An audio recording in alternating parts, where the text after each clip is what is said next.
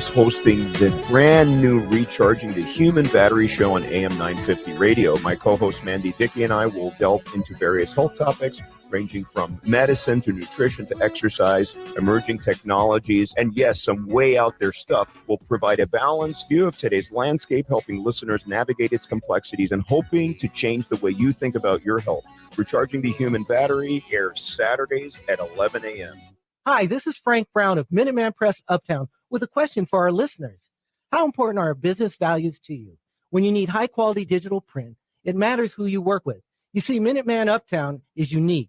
We're one of the only union print shops in Minnesota providing our team with living wages and benefits. We believe in second chances for justice-impacted individuals who want to contribute to the community, and we are active in local issues. We've been in the streets standing up for racial, social, and economic justice.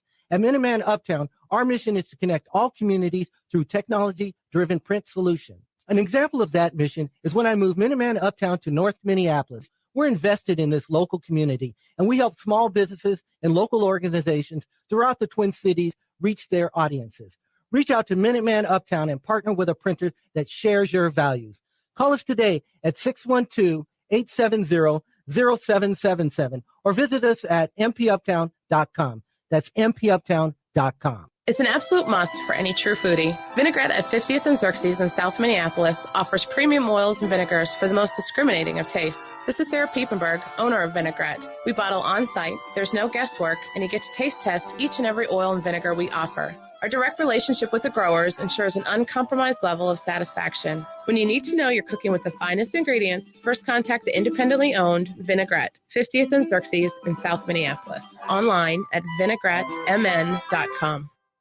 Hey, Cudahy to all my friends and relatives in four directions. This is Robert Pilot of Native Roots Radio presents I'm Awake. I'm here to ask you for your support. Finding honest Native-centered news is not easy. But with your support, we're able to provide accurate information about Standing Rock, Line 3, treaty violations, and COVID-19 in our Native communities. Please visit Native Roots Radio Network on Patreon and donate if you can. That's Native Roots Radio Network on Patreon. Pinigigi, and thank you for your support. With a look at your AM 950 weather, I'm Patrick Lilia. Tonight will be clear with a low of 69, then Tuesday, sunshine with a high of 87.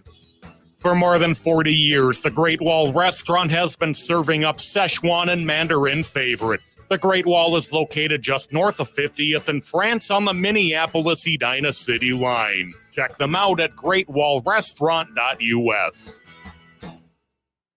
Portions of Native Roots Radio may be pre-recorded. It's a good day to be Indigenous. Get up, stand up. They are going to become more brutal. Because all the hippies are trying to be Indians anyway. They're going to become more repressive because it's a matter of dollars and their illusionary concepts of power. Hey, Victor. We must live in balance with the earth. And also with recent happenings at Wounded Knee. I am awake. Welcome to Native Roots Radio presents I'm Awake, and I'm your host, Wakanja Hade. Hey, Cudahy to all my friends and relatives in four directions. You are listening to Native Roots Radio presents I'm Awake, and I'm your host, Robert Pilot. Hey, we discuss local and national Native news and events, and as you know, Chujunk, Native issues are human issues, and human issues are Native issues. Yes, you are right, Jaga. And this portion of the show is supported by Native American Community Development Institute, or NACD, in Minneapolis. They do great work all over Turtle Island. We had a weekend of sorts, and we're going to have our friend Rachel Thunder come on and talk about what happened this weekend. And it's always exciting to see Rachel and catch up. Rachel, are you there? This is Robert Pilot of Native Roots Radio. Hoa. Hey, Robert. Yeah, I'm here. I'm kidding. Great to see you. A lot going on this weekend. And we also had our relative, our uncle, Leonard Peltier's birthday, and 80 years old. And it's just a sad situation that we have here. But welcome on to the show. Yeah, thank you, Robert. And no, you're right. I do want to begin by acknowledging Leonard.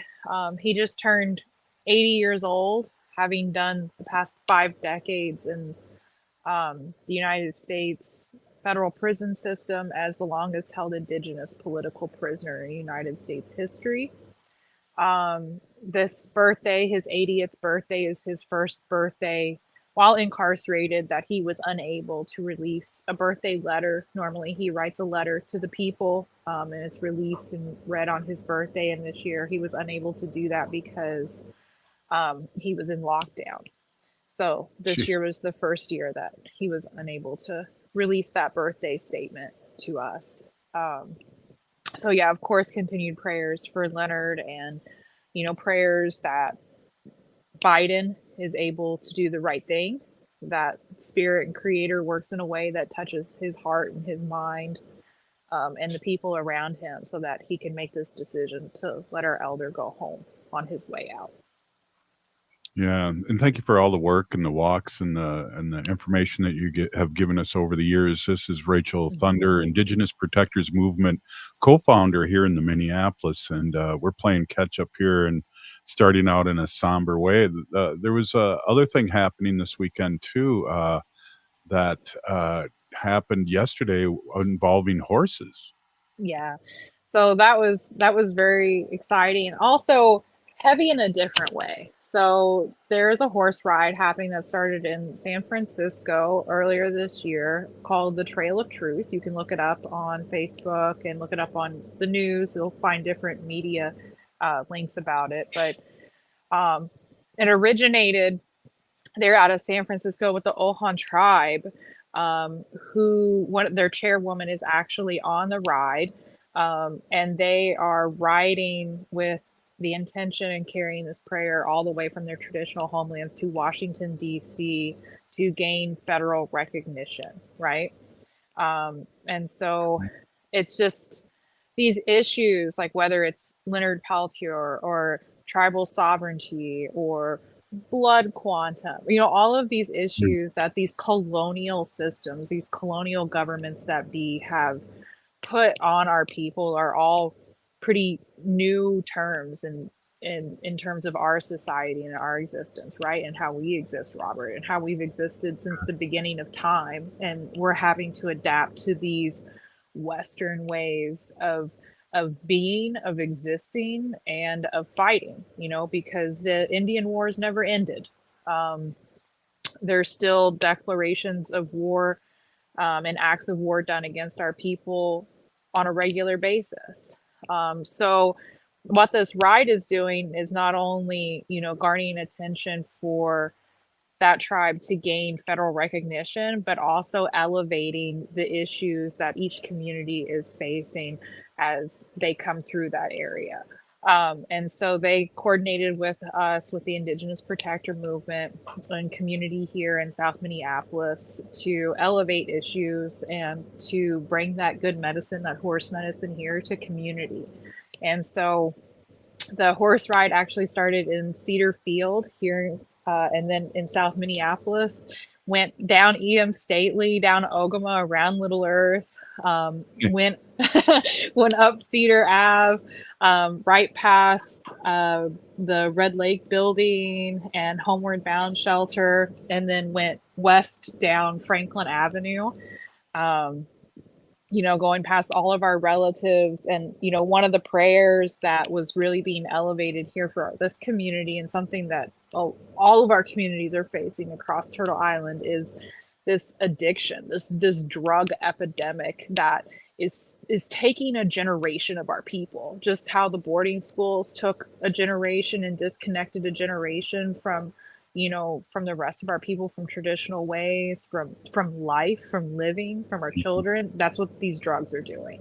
And so, just bringing that medicine through community and through these streets, so that healing was done in that way.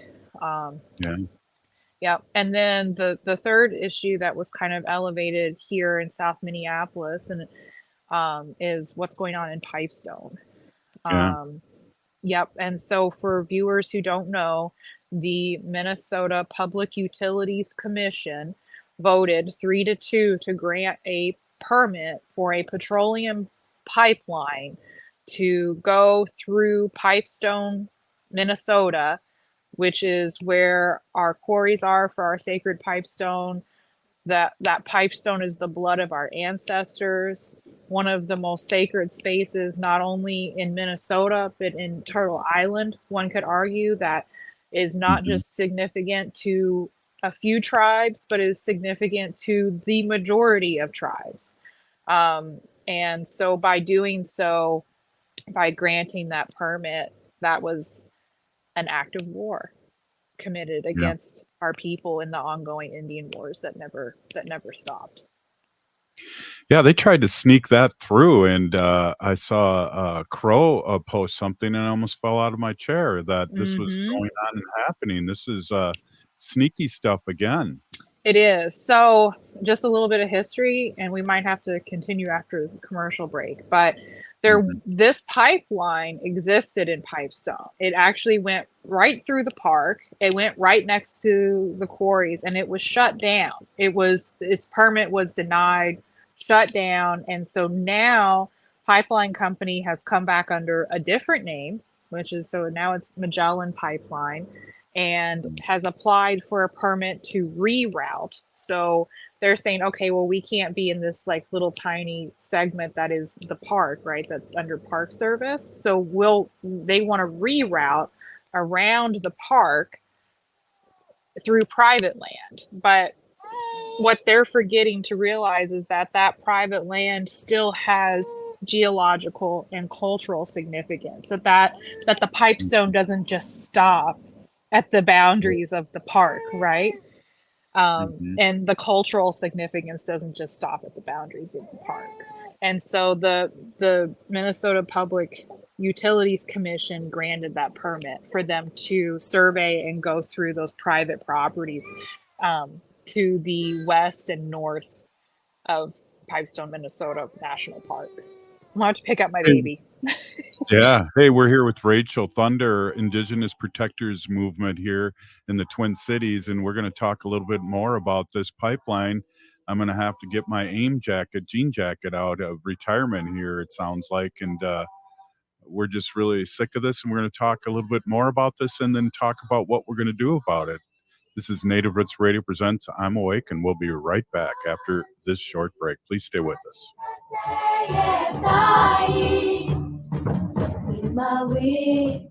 We are your relatives. We are your relations. Brothers, sisters, sons, daughters. And some of us are your grandchildren. We are your community. Historically, we held places of honor and respect. Because of the impact of colonization, some of us are rejected, thrown out from family, friends, and community, set up as targets for sexual violence, sex trafficked, humiliated, tortured, and murdered. Everybody has the right to be safe. We are your relatives. Remember, homophobia is not traditional. Sponsored by the Minnesota Indian Women's Sexual Assault Coalition. The city of Minneapolis is now on Native Roots Radio with Minneapolis AIR. AIR stands for American Indian Relations. Guest host Christine McDonald talks to people about important things affecting the city's Native communities. Minneapolis AIR dives into topics like public safety, public health, elections, and so much more.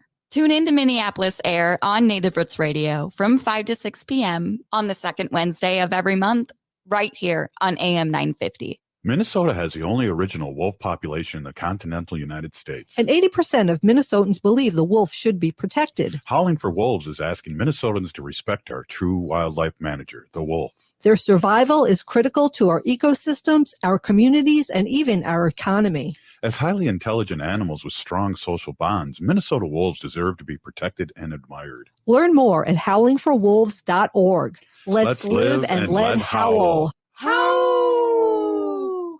Everyone likes a litter-free ride on Metro Transit buses and trains, so pitch in. Take pride in your ride and take your trash off with you when you get off at your stop. You'll find trash bins at every Metro station. Want to help clean up transit stops in your neighborhood?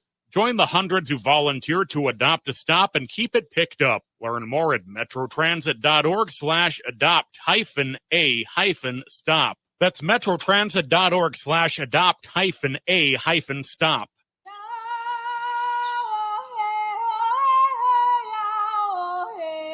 This is Leonard Peltier. I'm in Coleman 1, U.S. Penitentiary, and I'm listening to Native Roots Radio. And we're back to Native Roots Radio presents I'm Awake, and this is Robert Pilot. This portion of the show is supported by the Minnesota Indian Women's Sexual Assault Coalition.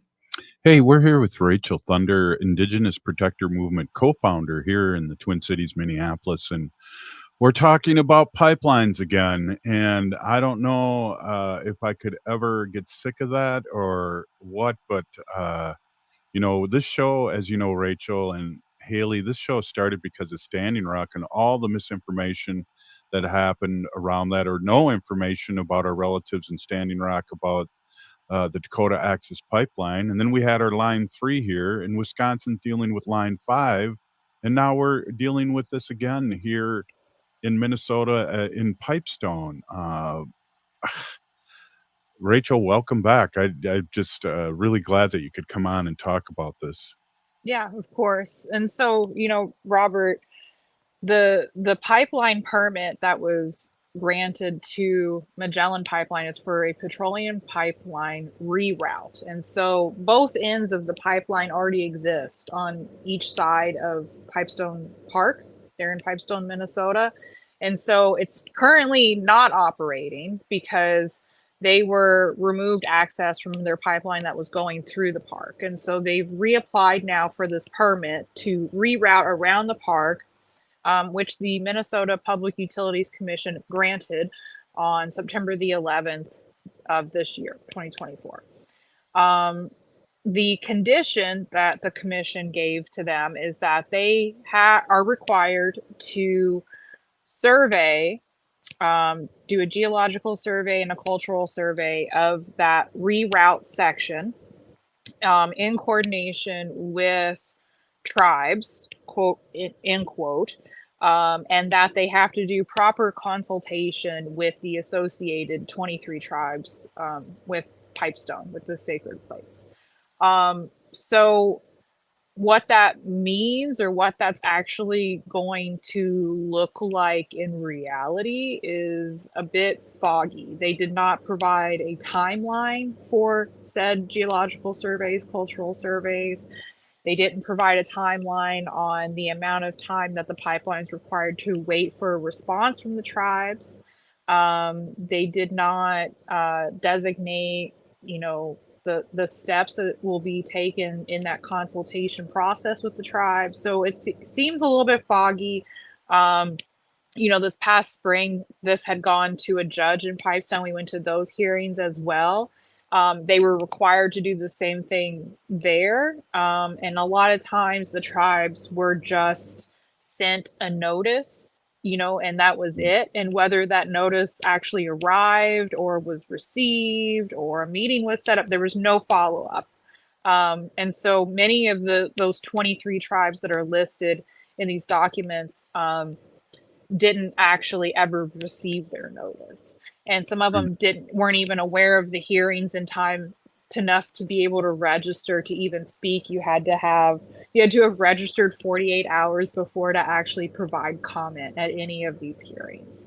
So the whole thing has just been messy to begin with.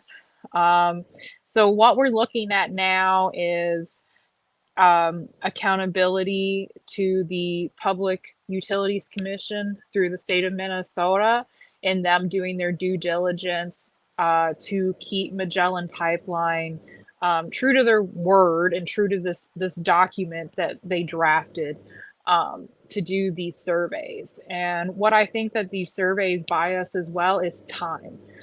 Time as Native people, as Indigenous people, to organize, to strategize, and to hopefully stop this before it does turn into, like what you were saying, Robert, like another potential Standing Rock or Line 3 or Line 5 situation.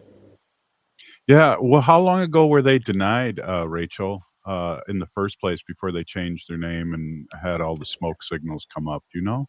It's been, I don't know an exact date on that. I want to say 2017, but it might not even have been that long ago. So what I always like having you on, but I also like having a call to action. How can people get involved? Because again, we have so many listeners out there, and again, we started the show as a Standing Rock show, basically, 8 years ago. Mm-hmm. What is our call to action? How can people get a hold of you and know the information and support Indigenous Protectors Movement? Right. So the Indigenous Protector Movement, you can reach us online through all of our social medias. We do have a art build planned on the 23rd for an all-day event starting at 10 a.m. There's flyers online for this as well. At the Minneapolis American Indian Center, where we're going to make banners and protest signs for future actions all around Magellan Pipeline and protecting the sacred pipestone, that blood of our ancestors. And just so you know, from this art build, these signs, these banners are going to be used in actions that we're currently strategizing on now. Definitely looking at the Minnesota Public Utilities Commission's meetings, because ultimately, after these geological and cultural surveys are done, the pipeline is going to have to go back to them to get permission to say, okay, now we can start construction, right? So that's going to be a really pivotal meeting that we need to organize and make sure that we have our people there, that we have our lawyers there, that we have our tribes there, and that we're educated and that we're ready. And then, looking at as well where these pipelines offices are, actions there. And then, of course, we want to make that call out to our pipe carriers. Fill your pipes, pray with your pipes, pray with that pipestone, and pray for what's to come in the future of this place and the future of our people coming together to stand up in the right way, in a traditional way, in a sacred way, to protect us for our generations to come. Yeah, again, everyone that's listening, that's Indigenous Protectors Movement here in the Twin Cities. Check it out. Check out Rachel Thunder, and she's the co-founder. And we're always proud to amplify your voice, Rachel. And we're so happy that you could come on and talk about this. And this will not be the end of that. That's for sure, because we need to resist, divest, and run for office and do all those things that we talk about. But we really need support, and that's bodies, boots on the ground, especially when this comes up. Mm-hmm. Yeah, no, definitely, Robert. I want to say that everybody has their role, right? I think that activists as a whole can sometimes get on the slippery slope of shaming each other, saying, why aren't you showing up for this cause, or why aren't you showing up in the way that I'm showing up? I think that, and what I believe is that everybody has their own way to show up, right? And so like a fight like this, when you're going up against like a pipeline or big oil or, like these big powerful entities that be, it's going to take all of us and all of our skills. It's going to take grant writers. It's going to take social media campaigns. It's going to take boots on the ground, people ready to lock down. It's going to take organizers. It's going to take pipe carriers, grandmas, aunties. It's going to take all of those different roles that exist, all those different knowledges that exist, all those different life experiences that exist, for all of us to come together in that way. And none of those are any less important than anybody else. Yeah, and we appreciate that. And again, I got to get my American Indian Movement jean jacket ready to go here with the big patch and my headband, looking like I'm a 70s dude, and get out there and protest with you guys. That's that we're great in numbers, so we have to show up, and like you said, anyway. But I think there's people out there that are willing to show up in a good way too. Oh yeah. For sure. And I think that writing letters right now to the Public Utilities Commission, writing to them, asking your tribes to write resolutions against this pipeline, reaching out to the National Congress of American Indian, we're going to request, ask of them to write a resolution. That there's a lot of work that can be done now that I think can be really, really powerful. And maybe we can stop this before it becomes something.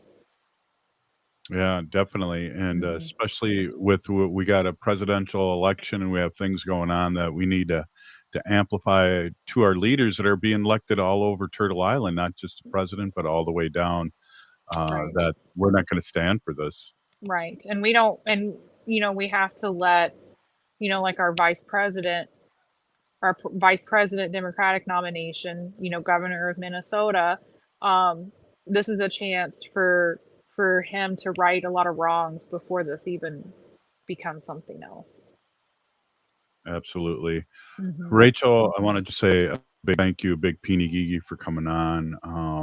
Really, it's good to see you and good to hear your baby. And I saw your husband drive by me last Thursday. I gave him a big wave, but it's good to be in community and good to see you. And thank you for letting our audience know what's happening with Leonard and what's happening Yep. local. And anybody that wants more information, just reach out to us or come to the Art Build on the 23rd. We'll be there all day starting at 10 a.m. Right on. Thank you, Rachel Thunder, Indigenous Protector Movement here in the Twin Cities. We're so happy to have you on. Hey, this is Native Roots Radio, and what do we got up next, Haley? Hey, we're going to talk more pipeline stuff, but this time with Joe Bates, who is a member of the Bad River Ojibwe band. And we're going to talk the Bad River film. Stay with us. Everyone likes a litter-free ride on Metro Transit buses and trains, so pitch in. Take pride in your ride and take your trash off with you when you get off at your stop. You'll find trash bins at every Metro station. Want to help clean up transit stops in your neighborhood? Join the hundreds who volunteer to adopt a stop and keep it picked up. Learn more at metrotransit.org/adopt-a-stop. That's metrotransit.org/adopt-a-stop. Hi, it's Robert Pilot from Native Roots Radio. If you need new windows for your home or business, I highly recommend 952 Windows. They offer windows and doors with the longest warranties and Energy Star's #1 most efficient ratings. I can personally vouch for them, having known the owner for decades. They did a fantastic job on our second floor addition 20 years ago, installing windows, roofing, siding, and even adding a master bedroom and bathroom. 952 Windows is part of Loyal Home, founded by some of the Ethics award-winning former Window Light employees. In my opinion, they're one of the most best-kept secrets in remodeling. As Onyx Bath and Rosebud cabinet dealers, 952 Windows guarantees top-quality products. Most of their business comes from referrals, so much so that they have been called the best-kept secret in remodeling by their competitors. For unbeatable deals and trusted service on windows, doors, roofing, siding, kitchens, bathrooms, and more, call 952 Windows or visit 952windows.com. Get ready for the music event of the summer. Powderhorn Porch Fest returns Saturday, September 21st from 4 to 10 p.m. for another legendary evening of 13 epic performances across 3 community-decorated porch stages featuring genres from hip-hop, R&B, surf punk, Latin folk, and more. Powderhorn Porch Fest spans 2 blocks on 17th Avenue South between 32nd and 34th Streets. This year's headliner is Tufa One, a Dakota Boricua singer-songwriter, hip-hop artist, and community activist making waves across the nation. KRSM will be spinning beats with the diverse sounds of the South Side all night long. Treat yourself to over a dozen of Minneapolis' favorite food trucks, then grab a cold drink from the Reverie Cafe and Bar Beer Garden. The festival is family-friendly by day with activities for kids and an unforgettable celebration for the adults after dark. Best of all, Powderhorn Porch Fest is free to attend, with proceeds supporting the community programs of the Powderhorn Park Neighborhood Association. Don't miss out on this one-of-a-kind music and community celebration. Powderhorn Porch Fest is Saturday, September 21st from 4 to 10 p.m. More details at ppna.org/porchfest. Hi, I'm Mary T, inviting you to experience our integrative Mary T Health and Wellness Center, offering physical, occupational, speech, and lymphedema therapies. Experience our guided imagery, meditation, Tibetan medicine, dry needling, massage services, including cupping and oncology massage. Sign up for our free wellness screenings and learn more at marytwellness.com. All major health insurance providers are accepted. Come for therapy, experience wellness. Turn to Auto Technical with your vehicle donation. Even though Auto Technical is a small nonprofit, we have helped more families with transportation than any organization in Minnesota. Since '94, we have reconditioned donated vehicles so they have a higher tax benefit. Call Richard at 612-919-5526, 612-919-5526, or autotech.org.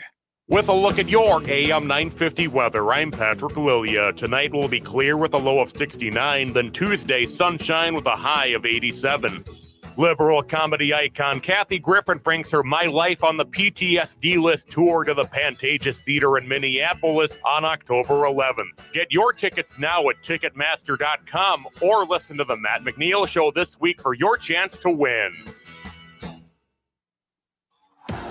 I'm Lieutenant Governor Peggy Flanagan, and you are listening to Native Roots Radio. Welcome back to Native Roots Radio presents I'm Awake, and this is Robert Pilot. This portion of the show is supported by Native American Community Clinic on Franklin Avenue in Minneapolis, honoring health and tradition. Yes, they do. And hey, we have Joe Bates here, and it's great to have Joe on. Joe's a member of the Bad River Band of Ojibwe, water protector, treaty protector in northern Wisconsin. And it's great to have you on. We have a big audience in Wisconsin that listens to Native Roots Radio all over civic media. So we're really proud and happy to have you on, Joe. Welcome. Well, thank you very much for inviting me. It's definitely a pleasure to come back and visit with you again, Robert. You and I did speak several years ago when we were doing an event up in Duluth with on the lake shore there. Oh, yeah. It was bringing awareness to the Line 5 and the other issues that we had with what we call Slope 18. But yes, I'd like to introduce myself. I'm Joe Bates. I'm a Bad River Tribal Elder. I also belong on the Bad River NEPA committee, which is the Anishinaabe Environmental Protection Alliance Committee. And so we have a lot of issues that face us here in the Northland, as well as we're all well aware of. And so yeah, we try to stay active with that, and with what's happening here in our local area that pertains to to Line 5.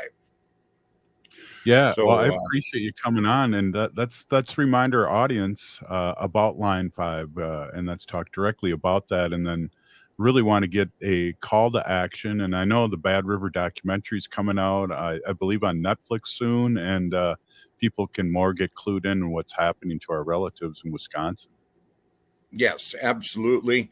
And the film, they cover a number of conflicts that we've had with our environment and what other people have wanted to do right here in Bad River, as well as other areas in the ceded territory. But Line 5, this was installed back in 1953 without the consent of the tribe and the tribal members. It was done with Lakehead pipelines back then. And, or actually, I think, Lakehead pipelines.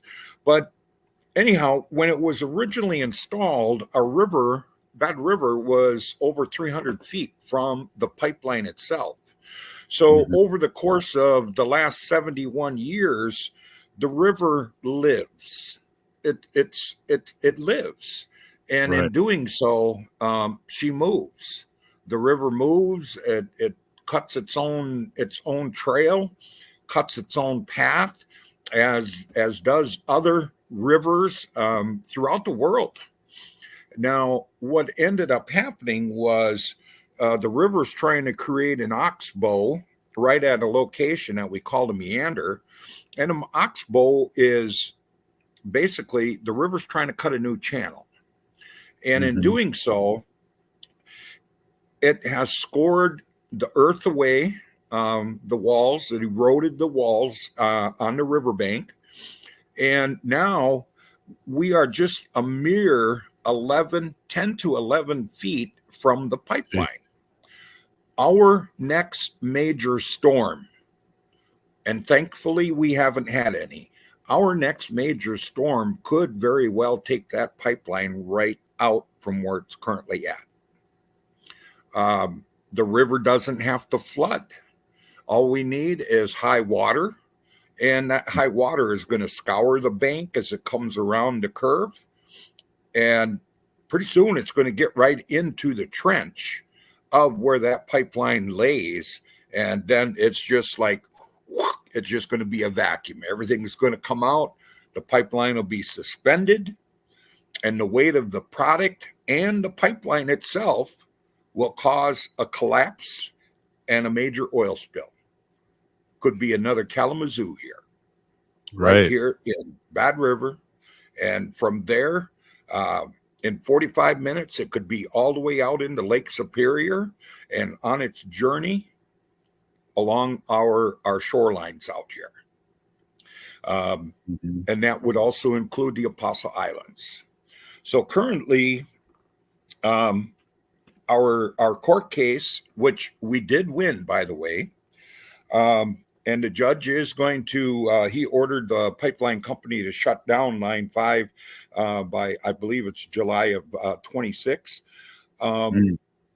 And right now, you got Michaels, you have the pipeline company itself, Enbridge. They're trying to fast track the reroute to go that additional 41 miles around Bad River. And all that's going to do is endanger more of our waterways. And it still endangers the Bad River. It still endangers Lake Superior, as well as all of the animals that need that water to survive, including us. Absolutely. You know, one of the things we have to remind our listeners out there is that Enbridge is a foreign company that's digging up pipelines all over the United States and leaking pipelines. We had issues up in the beginning of the Mississippi with Line 3, and they still don't pick up their mess. They still don't tell us what's going through these pipelines, what's making this thick goobly gob of oil going through these pipelines, making it go through faster. And it's just a mess. And I can't believe in 2024, we're still talking about this, Joe. And not only that, but when they have to slow that pipeline down and drop the pressure on it, how many minute cracks are there that oil could actually seep through? Now, a couple of years ago, just west of Ashland, we had an event take place on Line 5. It's approximately 1 mile west of the reservation. And I did fly my drone there and took pictures of what they did. And they claimed that it was 1 teaspoon of oil that dropped out of that segment of pipe at that joint. Now, I was there daily, and I saw how much dirt that they hauled out of there in those bins. That was way more. It had to be way more than a teaspoon of oil that they spilled. Now, a month ago, actually, they just finished up in August, I believe. Enbridge installed a check valve approximately 1.5 miles east of the Bad River, and that check valve is they would have had to cut the pipe open, shut the line down, cut the pipe open. My question is, with 540,000 gallons of oil or barrels of oil going through on a daily basis, how much was still residual in that line when they opened it up? Certainly it had to be more than a teaspoon that come out of there. Yeah. But yet we haven't heard, we haven't heard how that process went from the actual Enbridge officials. Yeah, and we're not surprised about that. Again, I got to back up here a second. It's going to be on Peacock, Bad River documentary. Thank you, Haley. And we had a chance to watch the documentary and also have the director on, and the story is compelling. Joe, I want to ask you, what can our listeners do? We have listeners all over the country watching us, listening to us on 30 other stations. What can they do to support your work, Joe? Well, thank you very much. I appreciate that. One of the things that we have is we do have a link on our Bad River Tribal website, Defend the Bad River. You can make charitable contributions to help us with our legal expenses moving forward. And actually, there are places that are still showing the movie. And what they did was they paid 50% of the proceeds from the theaters. It came back to Bad River. The last update that I had, we received over $17,000 of funds that were generated through ticket sales, and greatly appreciated. Yes, thank you. Thank you very much. Yeah, that's amazing too. And Haley, what a documentary! And we talk the footage with the elbow, the way the river has changed, as Joe was saying. It's just you can't stop water. No. And yeah, it's only a matter of time before that erosion from the meandering river kind of takes down that corner and does expose that pipeline. And if you remember back to Kalamazoo and just how many gallons of oil was spilled during that, and now picture that going into Lake Superior. I mean, I know there's so many of us residents from across the states surrounding the Great Lakes that love to vacation or spend time around our Great Lakes, but these pipelines are really just poison, and it's a bomb waiting to go off. Absolutely. And there's a number of right here through northern Wisconsin. We have all those waterways that lead to Lake Superior, from Superior all the way through northern Wisconsin, as well as when you get over to the UP. Of course, all the water there, all the rivers and streams, if they don't go north to the Lake Superior, they're going south to Lake Michigan. And then we have the issue under the straits. That's another reason why this pipeline actually needs to be shut down. We've got what's going on here in Bad River. We have what's going on in the straits, and combined, I mean, we're looking at a major disaster of apocalyptic proportions here. With all the millions of people that rely on that good, clean water that we have up here in the Great Lakes region. And we have a lot of allies too, white allies that have resorts and fishing. They don't want to see this either. It's, again, we need to have some kind of plan of action, whether it's reaching out to the DNR or whomever, and stop Enbridge again. I'm just worn out by this whole thing. Right. The other thing that recently the Army Corps of Engineers had taken comments from the public, and we had over 150,000 comments against the reroute and the EIS that was turned in, put out there by the Army Corps of Engineers. Now, recently, they just put out a final draft, and I've yet to see what the final draft entails. I don't know if they changed it at all, but I'd certainly, I'm interested in looking at it again.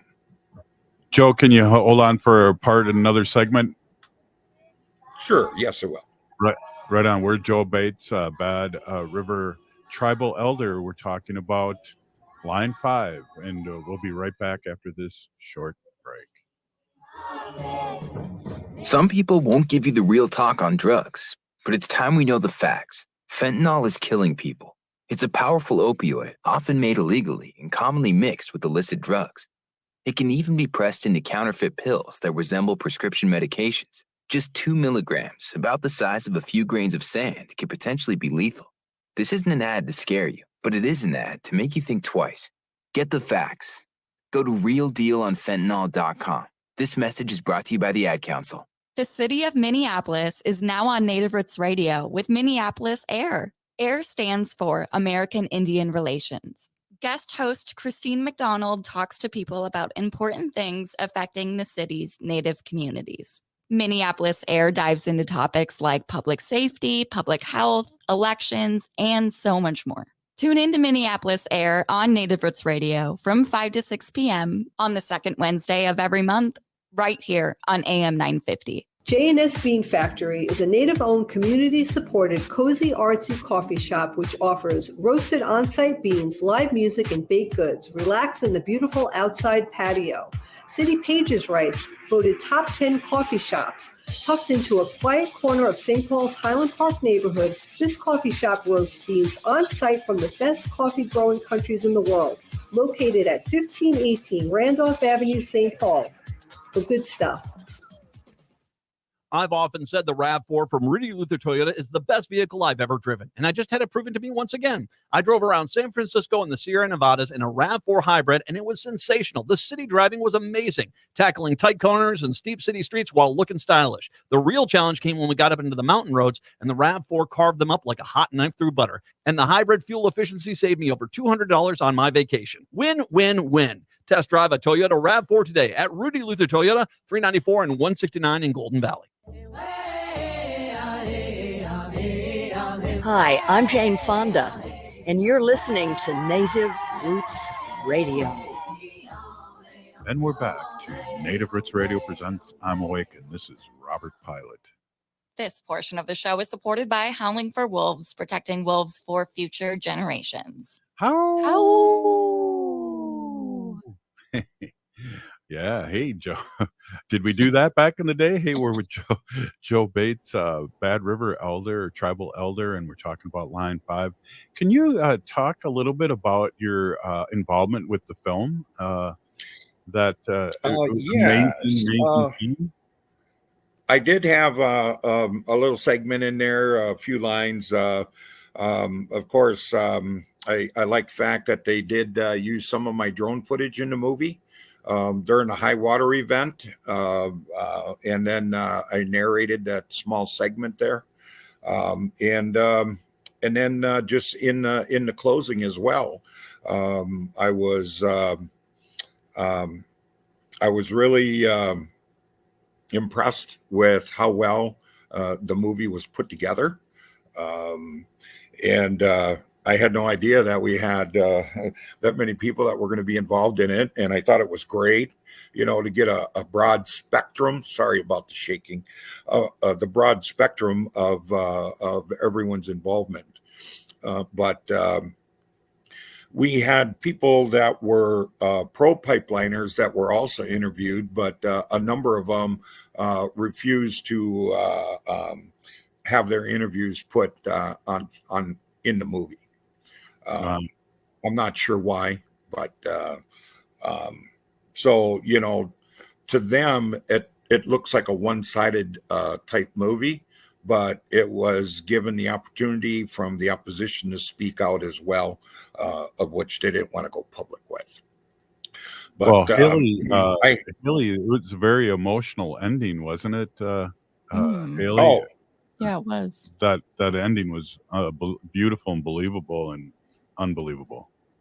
Yeah, the film we're talking about is the Bad River film documentary by Mary Mazzio, and Joe Bates here, who we're speaking with, Bad River Tribal Elder, had a role in that. So yeah, I encourage everyone to check out the Bad River documentary, which will be out on Peacock in November. Absolutely. And then it's currently, if you go to badriverfilms.com, it may take you to a link where you can actually watch it free right now. And then, like I say, you can always go once you see the movie. If you feel compelled that you'd like to help us with our fight, you go to badrivertribe.gov and click on the link to donate to defend the Bad River. Appreciate it. Yeah, it's crazy. Joe, I'm going to have you on just for a couple more minutes here. I wanted you to give that information, and I'm glad you did. It's just, again, we started this, if you remember, Joe, we started this show because of Standing Rock and all the misinformation. So we appreciate you coming on and also having that amazing documentary that Haley spoke of, that we had an opportunity to watch and have the director and writer on, and her amazement by, I think, peeling back the onion and seeing really what natives are really dealing with when it comes to everything just amazed her. She thought she was going to learn about just pipelines, and she learned about a lot of the things that we go through as Indigenous people of the North. As well as the other thing that we have coming up is Enbridge has meddled in our internal affairs here. They meddled in our last election that took Mike Wiggins Jr. out of the chairman's position.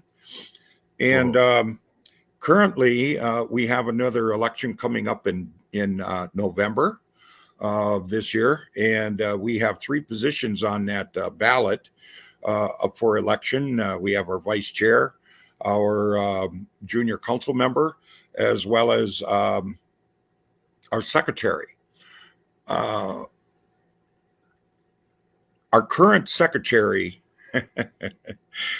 is, and I'll mention it, his name's Jay McPhee, because it's on court documents, it's in federal court records, for him colluding with Enbridge employees, April Holdren, who is, she was a public relations person here in Bad River up until the federal court case.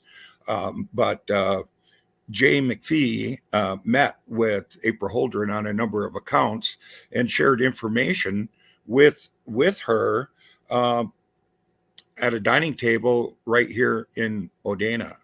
And, and currently they have, they're trying to meddle in with this election as well.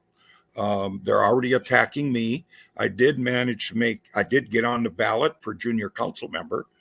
I feel it's my inherent duty to preserve what we have, and it's the least I can do to help protect what we have for the next 7 generations.